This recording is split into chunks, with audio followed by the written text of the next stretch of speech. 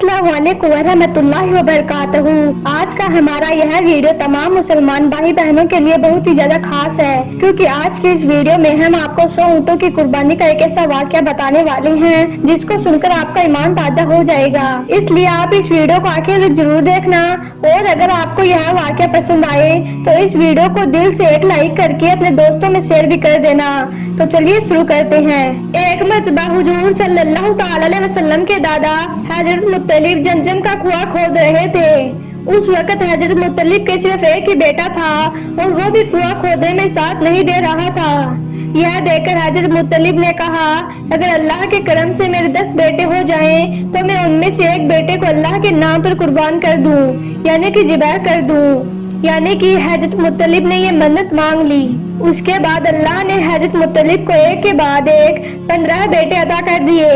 उसके बाद जब वो सारे बेटे जवान हो गए तो एक दिन हजरत मुत्तलिब ने सारे बेटों को इकट्ठा किया और उन सब से कहा, देखो बच्चे, बहुत दिन पहले मैंने एक मन्नत मांगी थी।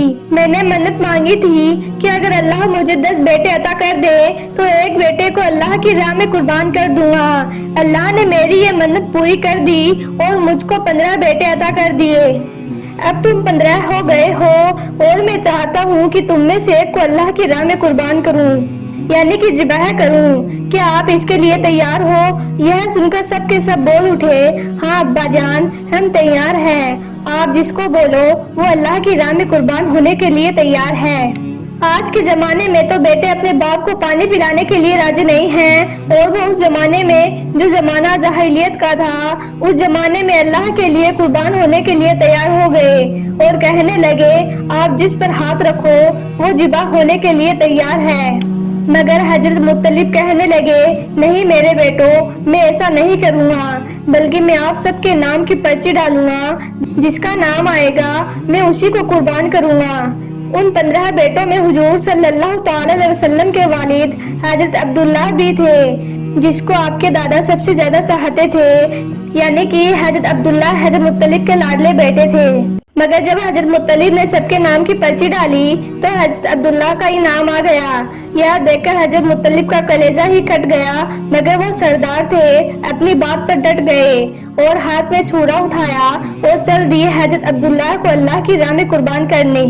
हजरत मुत्तलिब हजरत अब्दुल्लाह को लेकर सफा पहाड़ की तरफ जा ही रहे थे कि आपको उस वक़्त का एक सरदार मिला जिसका नाम था आस बिन माहिल। जब उसको इसके बारे में मालूम हुआ तो कहने लगे कि मैं ऐसा नहीं होने दूंगा, यानी कि मैं इसको कुर्बान नहीं होने दूंगा।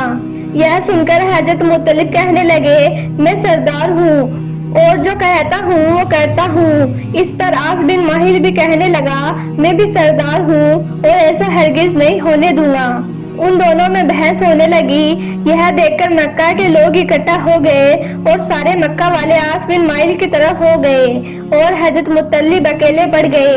यह देखकर हजरत मुत्तलिब कहने लगे, मैं ऐसा नहीं मानूंगा। गिजरा में एक मजूमी है, वो जो फैसला करेगा मैं उस फैसले को मानूंगा। खिजरा नजरान के पास में है और मक्का से तकरीबन 300-350 किलोमीटर दूर है। मक्का वालों ने कहा, चलो आओ उसके पास चलते हैं। उसके बाद मक्का के लोग ऊँटों पर बैठकर निकल पड़े गिजरा की तरफ और 300 किलोमीटर का सफर करने के बाद उस मजूमी तक पहुँचे और उसके सामने अपना मुकदमा रखा, यानी कि उसको सारा माजरा सुनाया।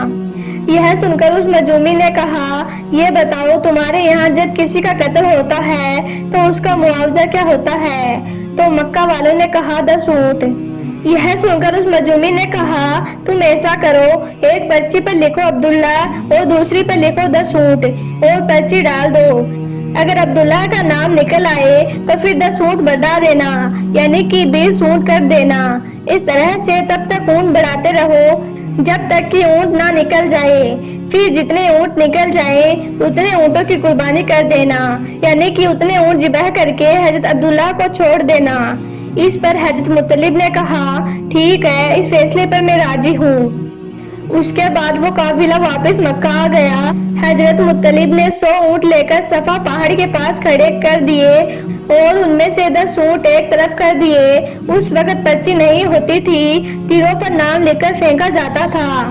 उन तीरों में से एक तीर पर लिखा गया अब्दुल्ला और एक पर लिखा गया 10 ऊंट। फिर उनको फेंका गया, नाम निकला अब्दुल्ला।